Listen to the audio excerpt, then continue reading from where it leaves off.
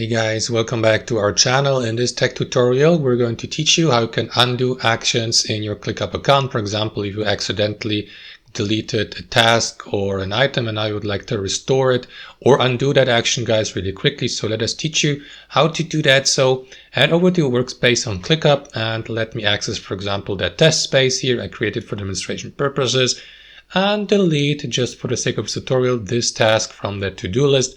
To do that, guys, simply click on these three dots here to the right and select, for example, delete. And once you've done that, guys, you will see that window popping up in the bottom left corner.